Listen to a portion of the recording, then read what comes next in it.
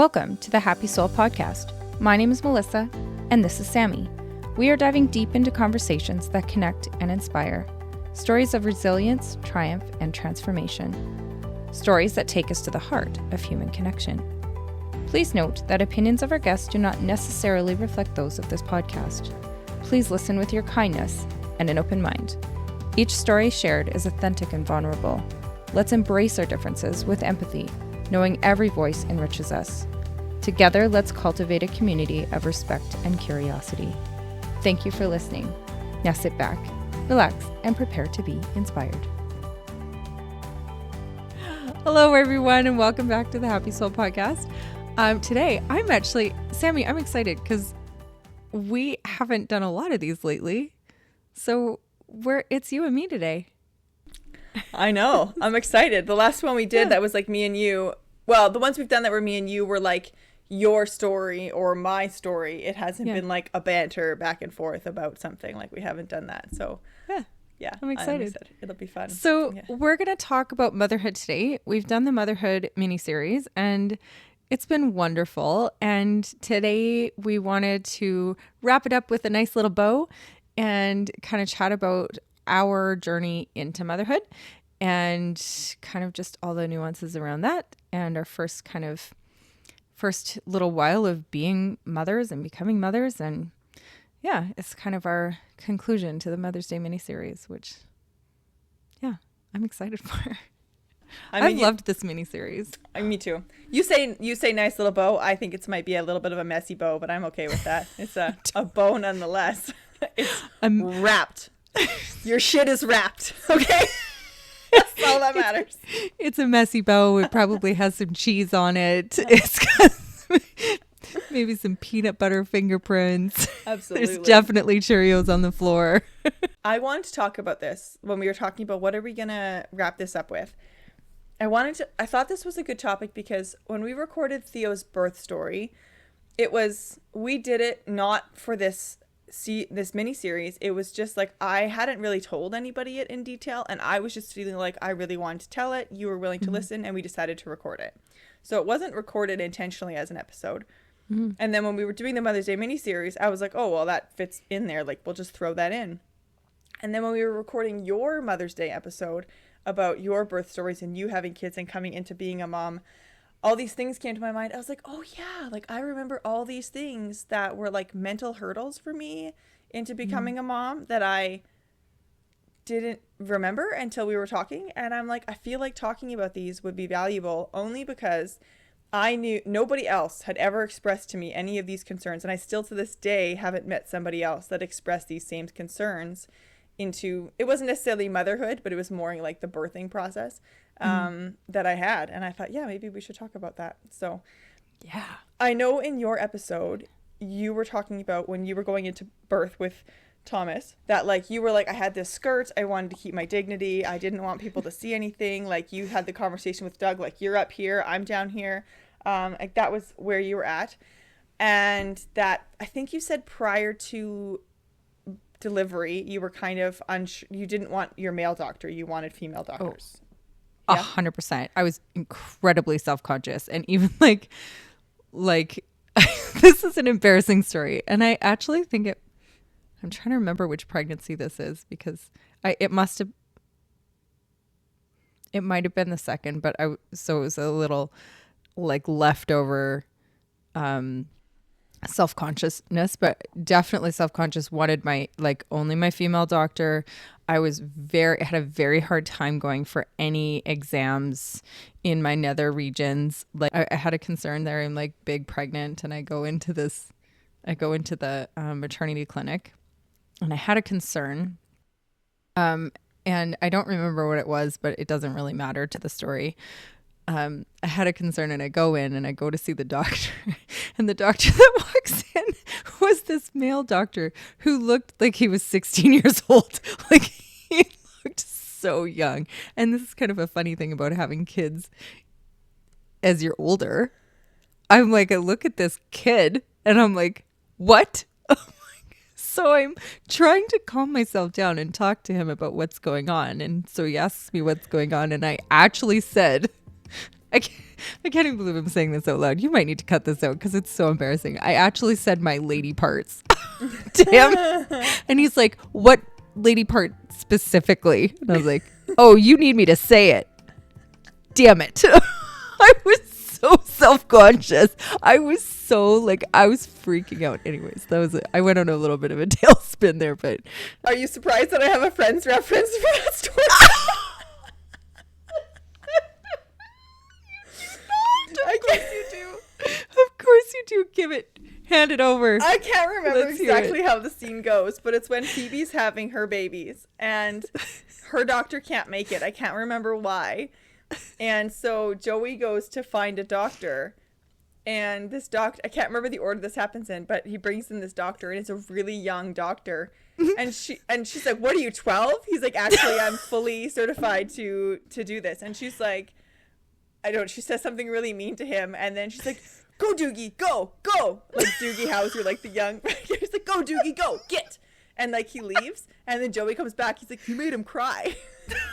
I think it's weird, and I think because, we probably touched on this in the body image miniseries, but we're so taught to keep our private part words, we taught like penis is a funny word and vagina is a, and I think it's when we create that it's taboo, right? And so like, how about that? Penis is funny, vagina's taboo. Yeah. They're both the same. They're both flipping body parts. I'm sorry I interrupted you. Keep going. No, it's totally fine. It's basically just confirming what I was saying. We've been taught that narrative, and so we need to change that so people aren't afraid to say vagina and whatever to their doctors.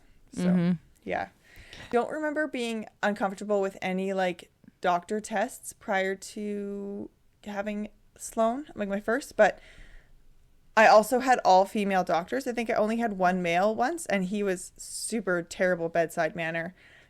Because I was a personal trainer prior to going into having kids, and everyone is like, oh, you're going to be like that pregnant woman who like barely gains any weight and like keeps in shape and works out the whole time. And I was not that pregnant woman. I gained 73 pounds with my first one. And I remember going into the doctor, and this was when I found this bad bedside manner with the guy. And I was like, I will not have him again. And I went in and I said something about the weight gain and trying to control. And he's like, well, you just need to not eat so many sweets and carbs. And like, it was something direct like that. Like, you just need to not eat this and eat better food. And I was like, I fucking know. Like, literally, if I make myself a smoothie and I try to hide a vegetable in there, I will throw up the smoothie. Like, I don't know what I'm supposed to do. Like, I would, if I made myself chicken that wasn't, like, processed chicken, I literally would throw it up. Like, I couldn't keep it down. I was like, the only thing I can keep down is bread and fruit. Like, let's tell you. He said that to a pregnant woman? Yeah. It was just really, yeah.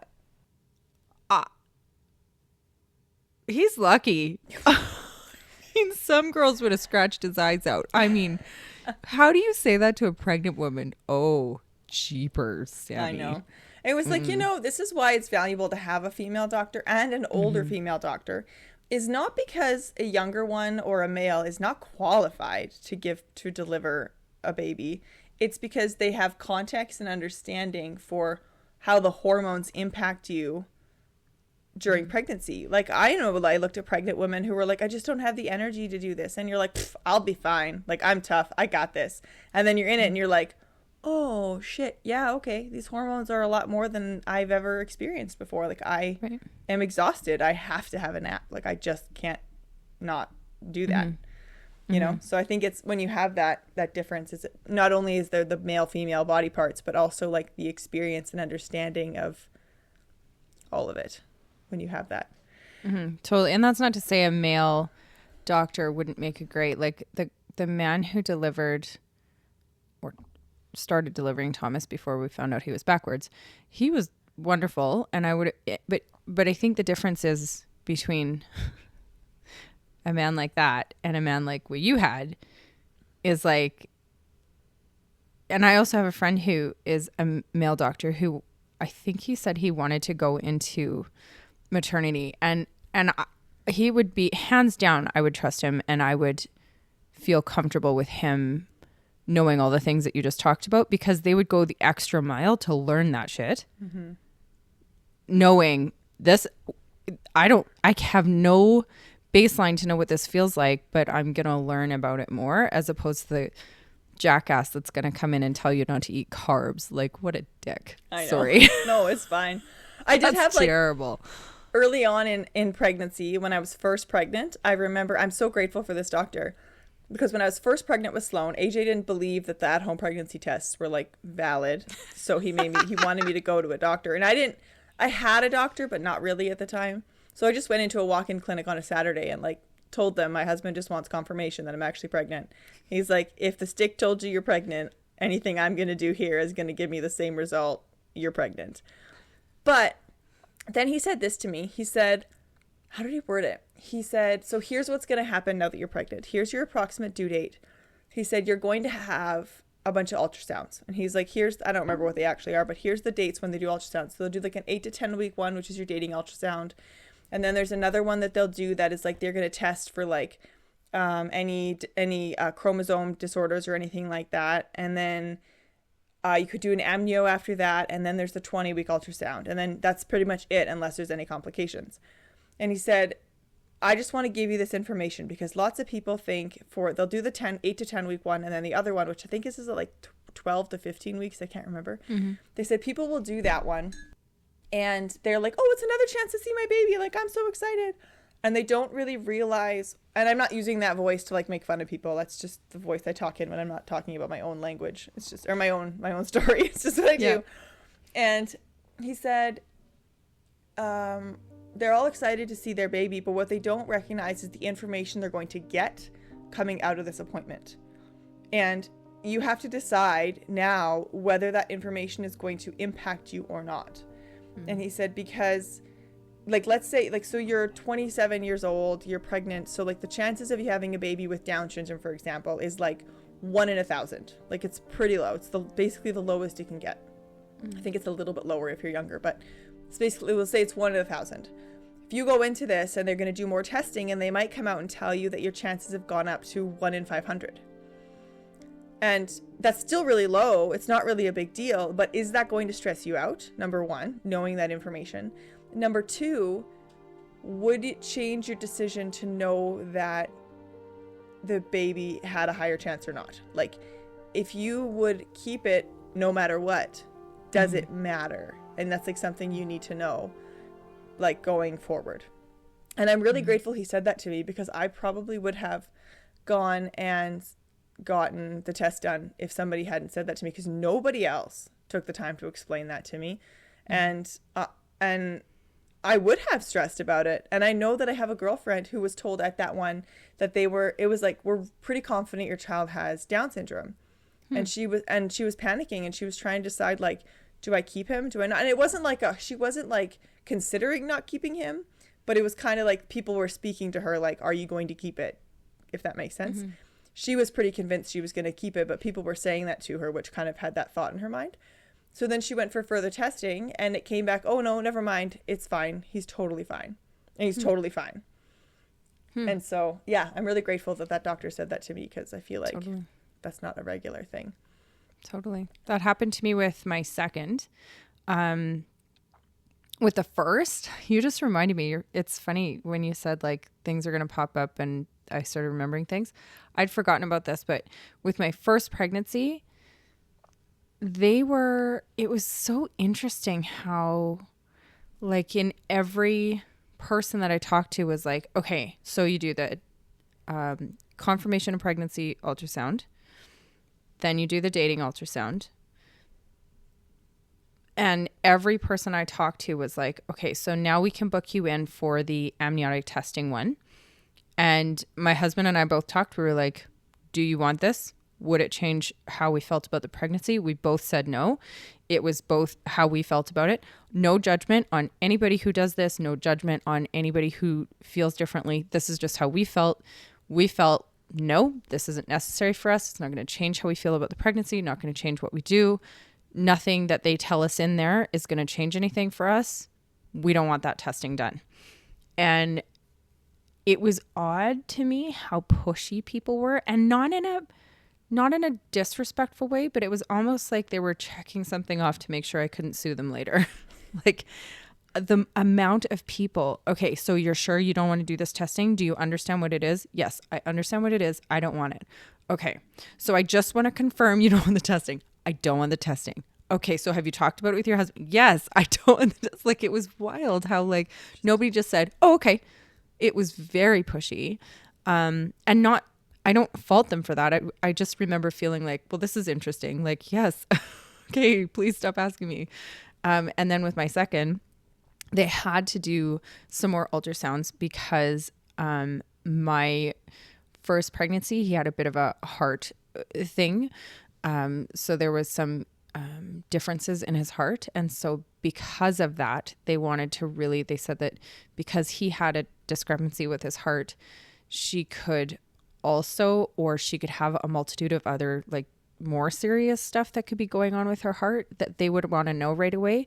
Because if she had that, it would change where we birthed her. So like they would just send us up to Edmonton and we would birth her there. And so we went in for this ultrasound and they found this like fluid sac in her brain. And it was like, I went into it and they were like, okay, so you can look this up if you want. I suggest you don't, because all babies have this, or most babies have this, and it goes away by this date. So we need you to come back by this date to see if it goes away. And like, go home and relax. And I was like, excuse me, what? Like, I was freaking out. Like it was that thing. It was like one of those things where like it, and this is, my husband was really level headed with this stuff. He was like, if we didn't go to that, they wouldn't have told us. You wouldn't be freaking out. There would be no difference right now. Let's pretend that didn't happen. Like there's so much testing. The testing is good. I am not squashing the testing. I'm not saying it's not good, but there comes a point where it causes more stress than is necessary sometimes. Yeah. You know, like, yeah. And I even feel like in that one, like if they're saying most babies have this, but because we want to check it, like it's almost like telling you is like, okay, like everything looks good. Just to double check on the heart stuff, we're going to do one more at this date, and like not even tell you that there's something else, and they just check it, you know, because if it's a most babies have it thing, then it's not really relevant until it's confirmed or not. Yes, you know 100%. what I mean? So it's like, sounds like just poor communication versus anything.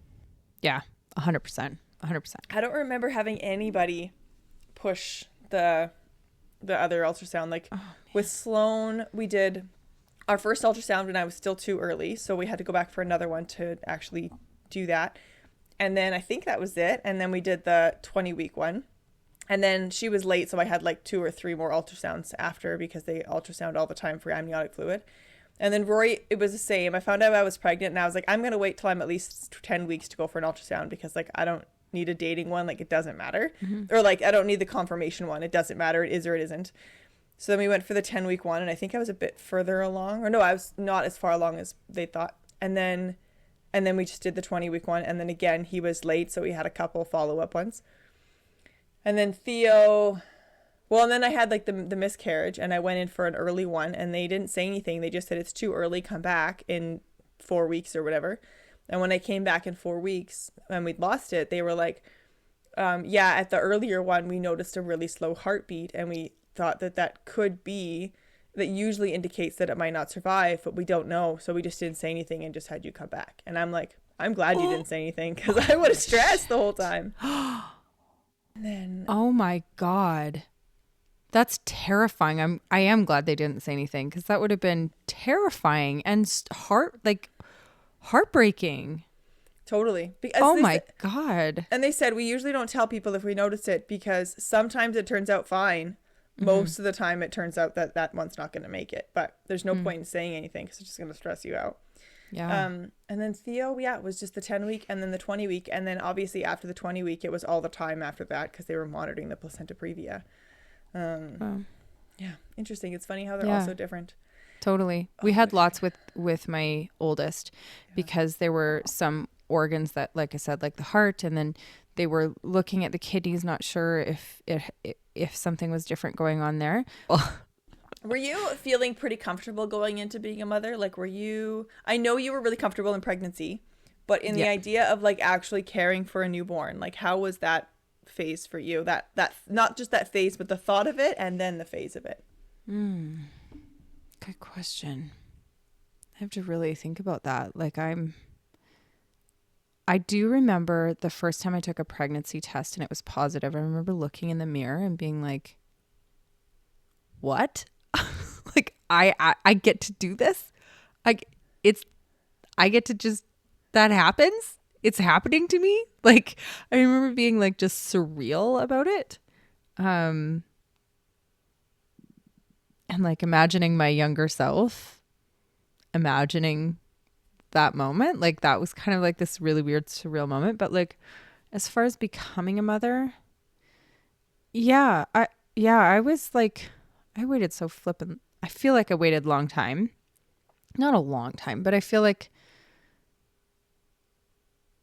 I think it was pretty solid. Sorry, I took a really long time to answer that question. You can cut a lot of my babble out, but yeah, I think I was pretty solid about it. Like I don't remember being afraid.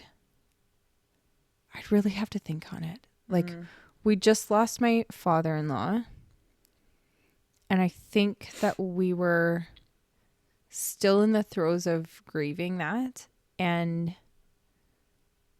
just so excited. We were really, really excited. So anyways, what about you? Yeah, no, that makes sense. I found a lot of moms were, especially with our first, I mean, with any of them, but specifically with our first, were like, excited about the pregnancy and everything. And then when it was getting close to a arrival date, they were like, don't come yet. Like, I have to finish things. I'm not ready. I'm not ready for the baby to come yet. Like, and I found that it was a lot of moms was, I'm not ready. And I was like, I am ready. Why are we overdue? Like, get out. And not just like I'm uncomfortable. It was just like, I am ready for this. Like I always say, like I joke, like I feel like I was a mom when I was 12 years old and I was just waiting to be old enough and like have things set up the way I wanted them to before I had kids. And so like I felt, in terms of like there was no fear, there was no worry about having a baby. Like I just felt like that was what I was already supposed to be doing. I just wasn't doing it yet. Yeah. But I know that's not everyone's experience for sure. Totally. What about when you first got home with her? Totally fine.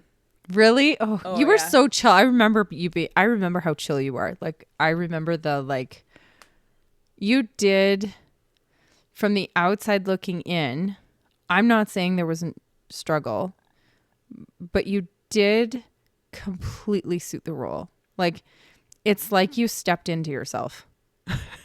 If that makes any sense. Like seriously, like you filled the role of mother so, from my perspective, so naturally. Like it did look like that from the outside too. I feel like it's hard for me to look back on that for you because I wasn't a mom yet when you were a mom. So like I don't remember having a thought. I also think you're more observant about those things than I am. But and it probably would have been more observant being that I had a little kid. Like I was, they're a year apart, aren't they?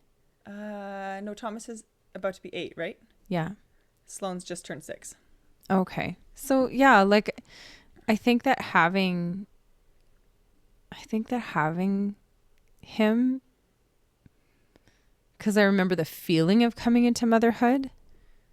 So observing it I don't know how to say this eloquently, but observing you becoming a mother, because I already was one and because he was so little, was a lot more natural and a lot more organic and easy, I guess, than the other way around.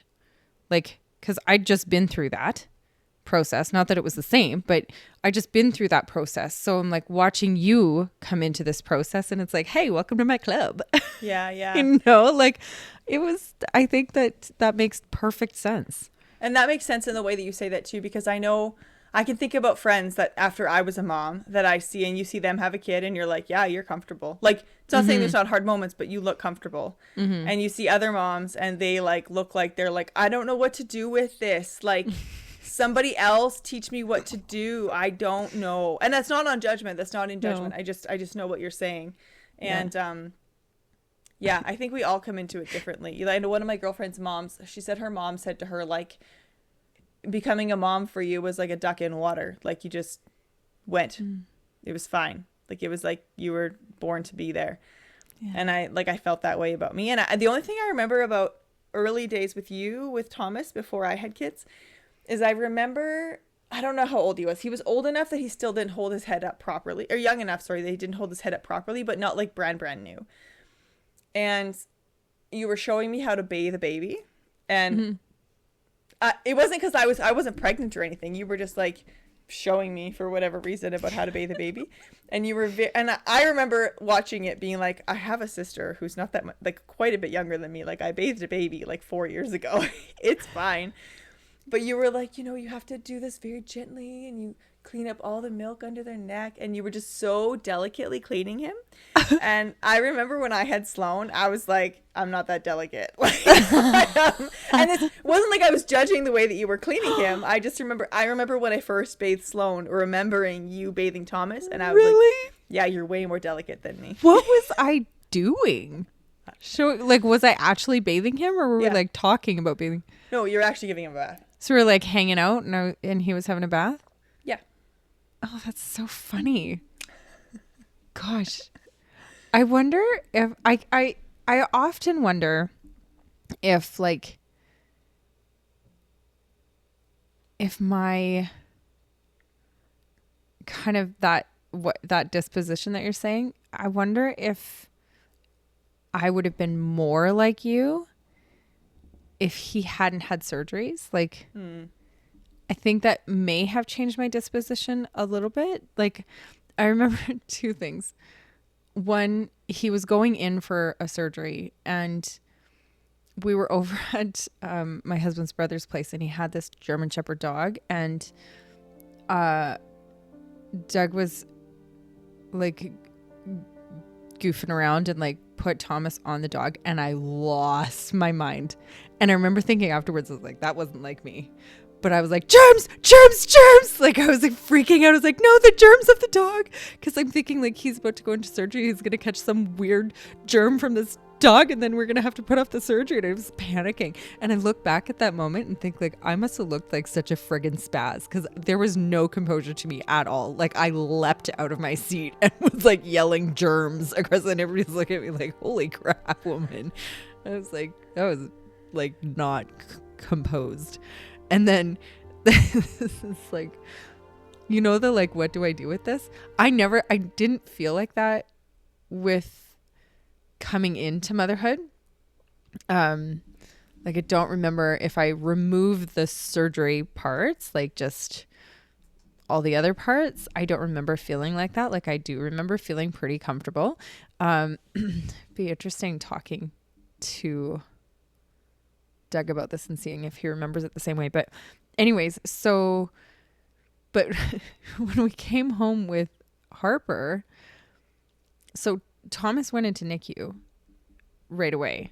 So by the time we got him home, the umbilical cord was gone. He didn't have the gurgly thing, the gurgly thing that they come home with. Didn't experience that. The meconium was gone. All of those really, really new stuff, that was done. And also, I'd had somebody observing me, feeding him, changing him, putting him in a swaddle. Nurses, if you want somebody who knows how to swaddle, holy crap, a NICU nurse, they got that shit down like military people making beds. Like, they're just like, they've got it. Anyway. So no, they totally do. It's wild watching NICU nurses swaddle them. I'm like, oh my God. Yeah. So cool. Anyway.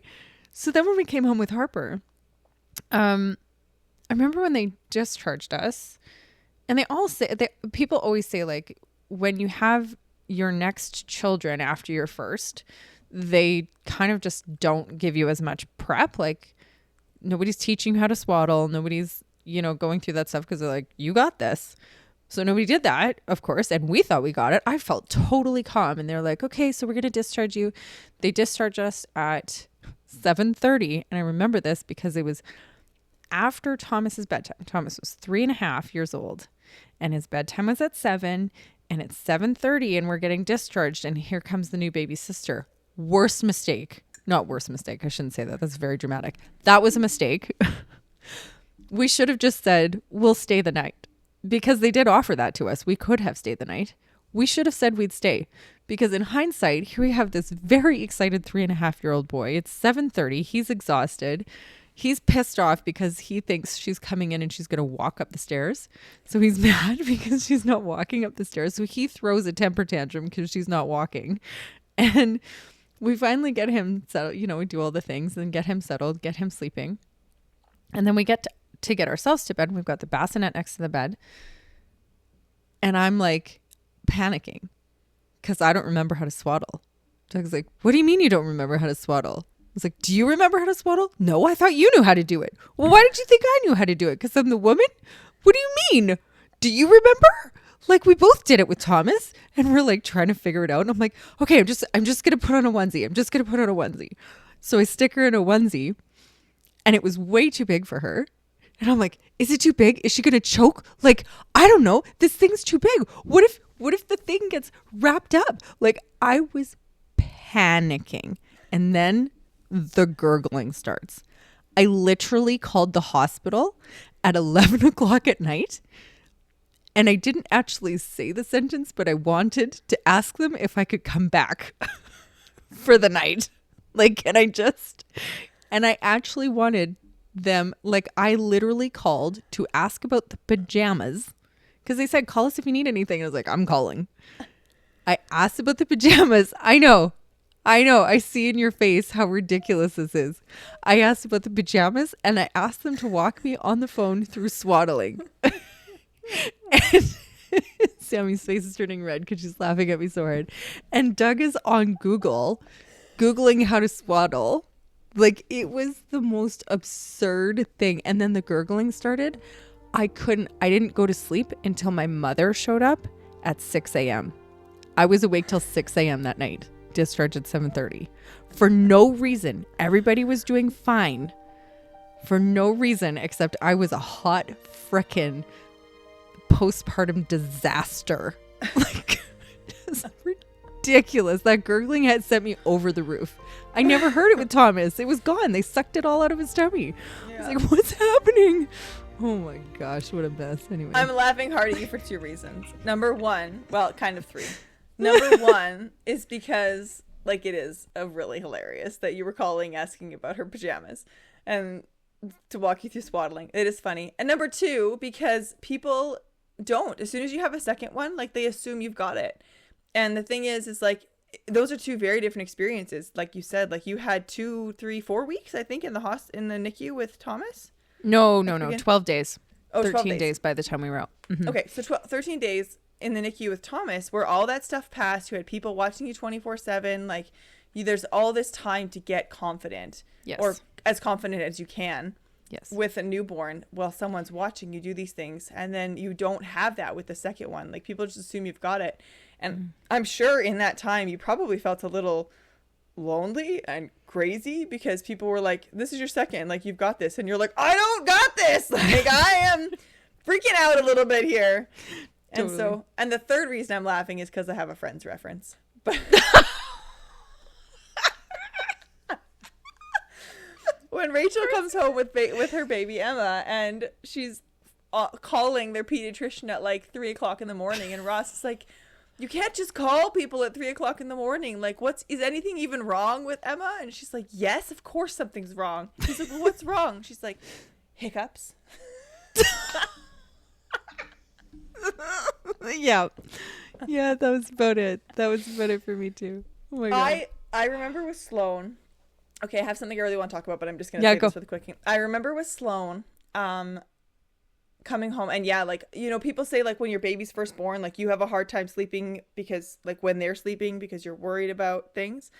And I did not have that at all with Sloan. Like, I would check on her. You know, I was worried about SIDS and I was aware of things in the crib and all of on the bassinet and all that kind of stuff. But I never, it was like, you sleep when the baby sleeps was literally my brain. And I had such bad insomnia when I was pregnant with Sloan. Like, literally for the last 4 months of her pregnancy, I am not exaggerating when I say I slept for 1 hour a night. And sometimes 2, but if it was 2, it was like 1 hour and then I was awake for a while and then I slept another hour. Like AJ would get up for work and he would say, "Did you sleep last night?" And I was like, "Nope, sure didn't." For the last 4 months of her pregnancy. Oh my God. So the second she was born, I passed out. I just like, they latched her and as soon as she went, well, actually not even, she was on my chest. I was trying to fall asleep and then they did all the things they do. And I think they latched her and then it was the time when all the parents were asking if they could come in the hospital to see her.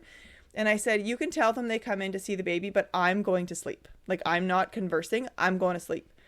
And he told them, they still tried to talk to me for whatever reason. And I was like, "I'm sleeping. Like, I have been in labor for 4 days and I haven't slept in 4 months. I'm sleeping." And I passed out. And then, so AJ said the first time that I was asleep after I'd fed Sloan and he went to go to sleep, he heard Sloan making those like gurgling sounds. And he said he got up to check on her and he was kind of worried that first time. But then after that, yeah, both of us just slept. I never one time, like none of any of the regular baby things. There was like, okay, is this a normal color of poop? Like those kinds of things, but not like worrying crazy, just like, I'm going to Google poop colors for a minute here. Which is, everybody does it when you're a new parent. And then with Rory, it was the same. Super chill. No big deal. Except for he had his birthmark that was like worrisome for a bit. But, and then the funny part is like everyone assumes, as I said before, that with your next kid, subsequent kids, you just get more and more and more chill. And so what I was going to say is I do think probably that you were on heightened awareness with Thomas because of his surgeries, because of those things, because of those extra precautions that you had to take with him, because I was not chill with Theo. I was not chill at all. Even AJ would say, like, even as he got older, he wouldn't say it in judgment. He was never judging me. He would just say, like, you are a lot more sensitive to little things about Theo than you were with Sloan and Rory ever. Like even rough house playing and like things like that. Like definitely. And it was obviously all because of him almost dying. And stuff like that. So I think you're right. I think it probably did have you a lot more heightened with Thomas because of everything else that was going on. So yeah, and that's not even close to, that's not even, it's still but yeah, things just, anything that is like, I think anything that surpasses the box of go have a baby, come home in a day or 2 days, anything surpassing that will change your kind of trajectory, I guess, about what kind of reactions you're going to have to stuff. Yeah. Oh, and that's what I was going to say. Yes, absolutely. That's what I was going to say, though, is because I wasn't sleeping when she was born and I brought her home, like it was go to bed, wake up, feed the baby, and pass back out. So I was sleeping multiple sessions a night of 2 to 2.5 hour stretches in between feedings. So like I was suddenly going from like 1 hour of sleep at night for the last 4 months to like 6 hours broken into 3 stretches overnight every night. So like everyone who's normally a new mom is like exhausted because they're not sleeping, and I'm like refreshed and awake and like everyone's like, "Why aren't you tired?" And I was like, "I am getting so much sleep right now. Like I am great. I feel great." I felt great. Wow. So that was a big difference too. I was not tired at all in early times with Sloan because I was so sleep deprived. Just relieved. Yeah. That must have felt so good to get that kind of sleep after. That must have been so good. It was magic. That's terrible. It was literal magic. I remember what I wanted to talk about. None of this was what I was saying at the beginning. What I was saying at the beginning when I was saying like there was something I wanted to talk about that was something I've never talked to somebody about, like that they've experienced the same thing, is typically everyone I talk to when they're going to have their first baby or whatever, they're like, you know, their husband's going to be in the room or their mom and their mom's going to be in the room or like whatever, their people are in the room. And I went through a very strong phase. I was absolutely terrified of AJ being in the birthing room. And I know I mentioned this in one of our body image episodes, but like so much so, like I remember people saying to me like, oh, you know, AJ's going to be there. Are you having anybody else? And I remember being like, I don't even know if I want AJ there. Like, I literally said that to a few people, and they were like, of course you want him there. And of course I did, but I felt so uncomfortable with the idea, thinking that he was going to think less of me, seeing me in such I guess, primitive and submissive. I don't know what the right word is here. I'm looking for, like, this like non-attractive state.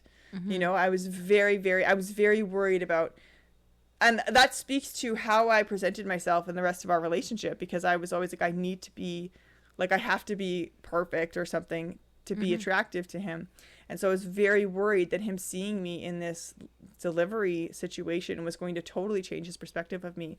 Like, I Googled stories of like men's views of men, of their wives birthing their babies. I have a girlfriend, and I remember expressing this fear to her, and she was like, why don't you come and have a conversation with me and my husband, and like, he can tell you his perspective of birthing our babies. And what was that conversation like? I don't remember it that well, but it was really beautiful. Like, he was like, honestly, like, I thought it was magical. I thought it was beautiful being there and seeing her. Everything he said was really good. Like, it was empowering. He said, like, their first one was a C-section. He said, so was I worried when she had to go for surgery? For sure. But like, they have 4 kids. I think at the time they only had 3. But she's like, seeing her go through that and do that, like, she's so strong. Like, I have so much like additional respect for her, for all that she went through for us to have these beautiful babies. Like, it was a really good conversation. And AJ was like, I won't think less of you. Like, this is just part of it. It's just part of being a human and having kids and stuff.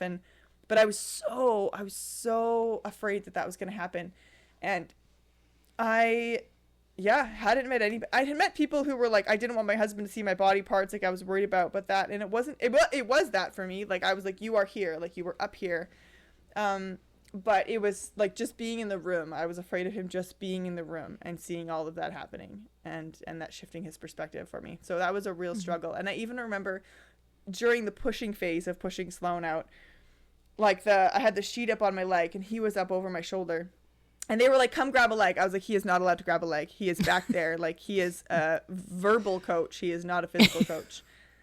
And I remember even like the sheet sliding down my leg and me pushing the sheet back up, like mid-push, pushing the sheet back up my legs, because I was like, no, he is not seeing that. Like, that is not happening. And even with Rory, well, no, not as much with Rory, because it was only 9 minutes. I didn't really have an option, but he still didn't see anything. But yeah, so it was just that piece. Like, I don't know. I've never talked to anybody else that was like literally afraid of having their husband in the room.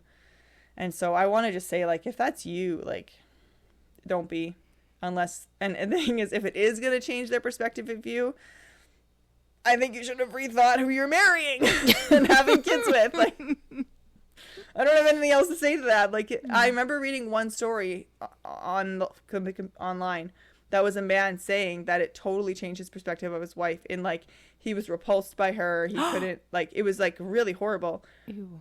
And I'm like, what did you think was going to happen? Like, when you decided to have kids with somebody.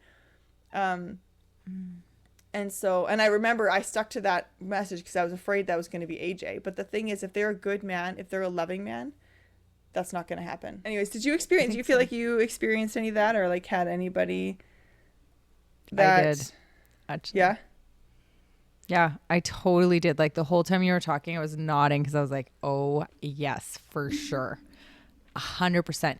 I think that a difference between you and I is, like, you go into like solving mode and research, and you want to know stuff. And I think that's incredible, because like that conversation that you had, I think that's so cool. And I think that anybody who is feeling like that, I think that is such an empowering thing to do. Like, knowing that feeling, no amount of talking to another mother is going to help you feel any better. But talking to a father, talking to a male being in the room, that's going to make the difference. Or if it can, that would make the difference. And then proof, right? Like, sometimes you just have to go through it. Like, it's one of those things you have to just keep going. Yeah. But I definitely felt like that.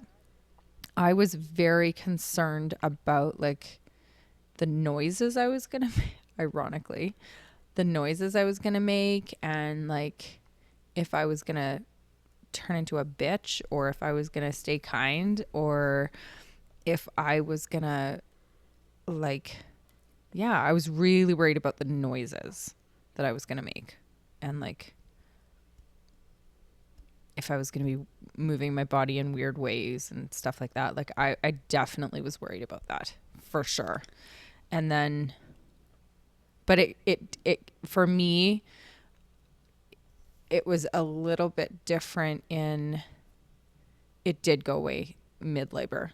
Like mid-labor, I was like, I don't give two F's anymore. Like, like the sheet thing, that didn't happen to me. I was like, I didn't care. I don't know. Like I did not at that point. I was like, you know, at that point, like I said before, it was like all these people around me and I'm, you know, horrifying my nieces outside because I'm yelling. And like, you know, that part was more embarrassing after the fact, because I was like, oh, these poor girls. Like you could just see a look on their face like, oh, I think this is my demon auntie now. Like they were so horrified. And that cured it for me, because the look on his face when Thomas was born, and he was so proud and impressed, and like he rallied, like he was really, and that changed that for me for sure. And then so when I went in for Harper, I didn't have any of that left. Like I was fine. Yeah. I was fine for the most part. And then like afterwards, a little bit of self-consciousness after the fact, like, you know, postpartum body. That's a whole other thing. Like there's a lot going on there. Yeah. I also remember walking with you down the street in front of your parents' house, talking about postpartum body, and you talking about like how long, I don't remember what you said, but it was something about how long it took for you to feel like it was your body again. Like that you felt, oh, okay, like this is my body. I don't remember what you said. I just remember you talking about that when we were walking along the street. I don't remember what I said either. You know what I remember from that conversation? One thing. What's that? I remember telling you, I don't even remember if I brushed my teeth this morning. Or like, I don't even have time to brush my teeth. And you looked at me and you said, you just do it. You just brush your teeth. Did I? You just do. Yeah. And I was like, this is very profound of you. And you're right. You just, and that was before any, oh, what was that book that came out? Rachel Hollis, Girl, Wash Your Face. Oh. That was before that book. You had the line first. You just do it. Just brush your teeth. I mean, I also didn't have kids yet at that point. So I was like, I don't understand how you're not brushing your teeth. Like, I don't. But once you have kids, once you have kids, though, like, I don't think I ever didn't brush my teeth. Although, except for the day that Theo went into the hospital, I definitely didn't brush my teeth till a couple days later. But,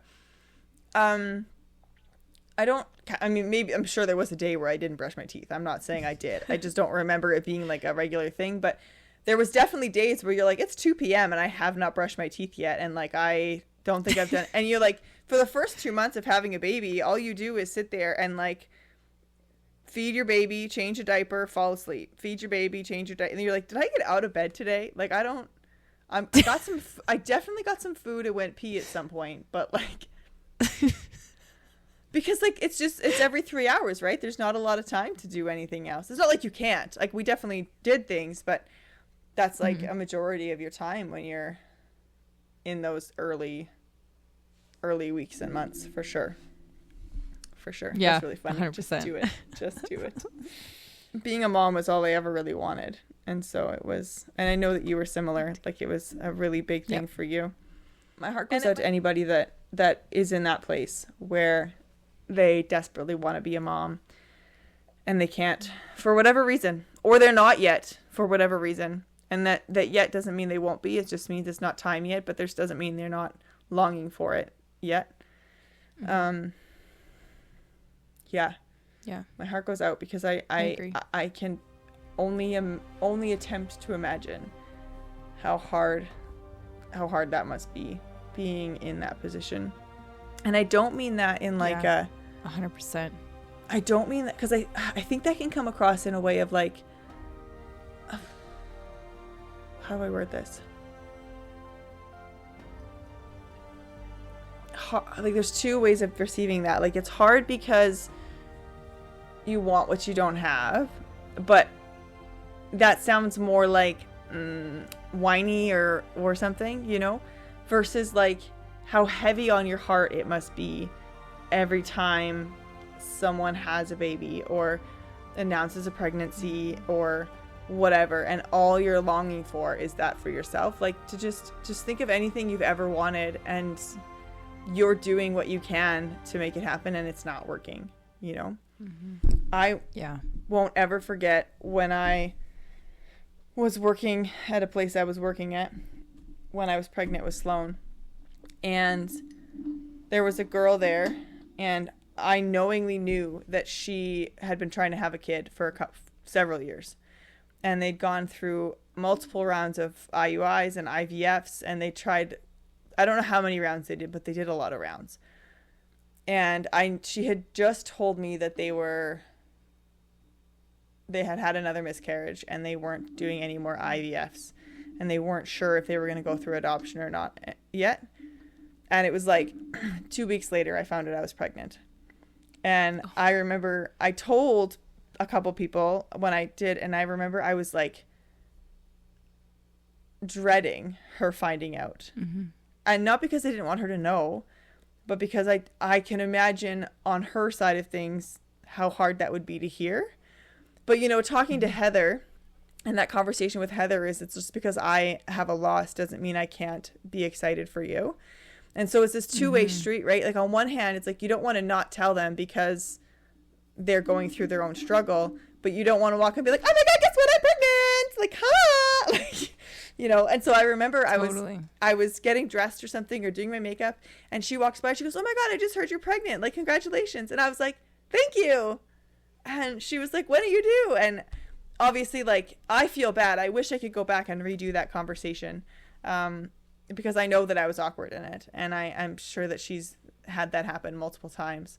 And so I wish I could redo that conversation. And I remember when I found out they did get a baby, like they adopted a baby. And I remember when they got their adopted baby, I was like, ah! I think I was the happiest I've ever been for somebody. And I don't even know her that well. But that's amazing. That's amazing. Anyway. Gosh. Yeah, I echo that.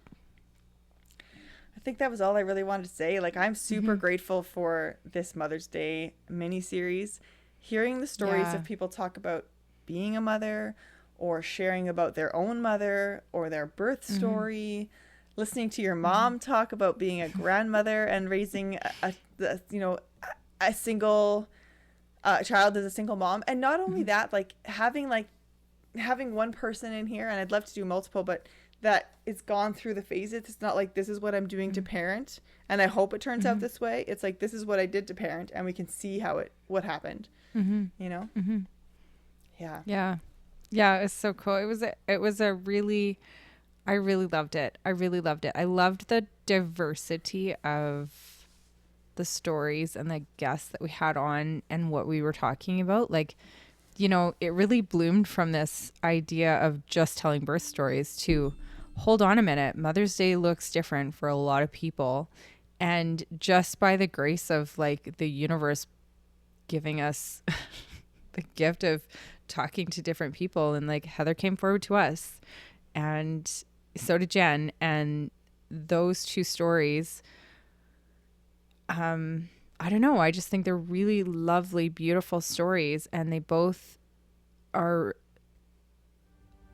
really give us this perspective shift, right? Like, I think both of those stories, if you listen to them, you can really gain a different perspective that you didn't have before, and an understanding of people that maybe you didn't have before. And I mean, what can be more beautiful than that? Right? Yeah. For me, that's everything. Like, being able to learn from people and grow and hear their perspectives and have a different kind of empathy for them is super cool. Like, I think, and this doesn't have to go in the podcast, I just had this thought that just came into my brain, but I think there are different kinds of empathy. And there's a blind empathy where you feel for people because you know people are going through stuff. And then there's a different level and a deepness of empathy that can happen when you start hearing people's stories and hearing their experiences and having them open their heart up to you. You can't go back after that. You know, like listening to those two women, it's like you can't go back after that and unhear that. And to listen to them so eloquently talk about their lives is so cool. Like, I don't know. I took a lot from those conversations. Yeah.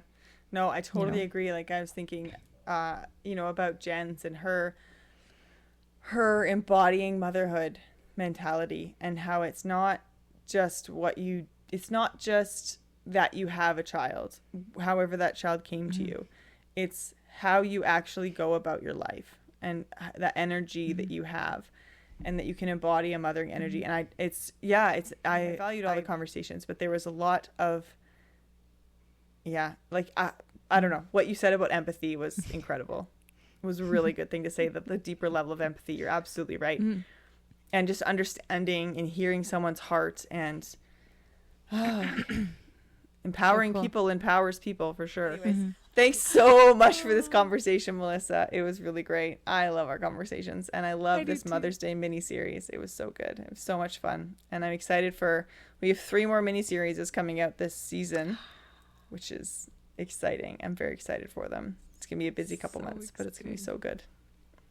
Yes. Yeah. I love it. I love it. Thank you so much for joining us today. We hope you enjoyed it as much as we did. To help support the growth of this podcast, please feel free to leave us a review, follow us on socials, or recommend us to your friends. Your support honestly means the world to us. With love, Sammi and Melissa.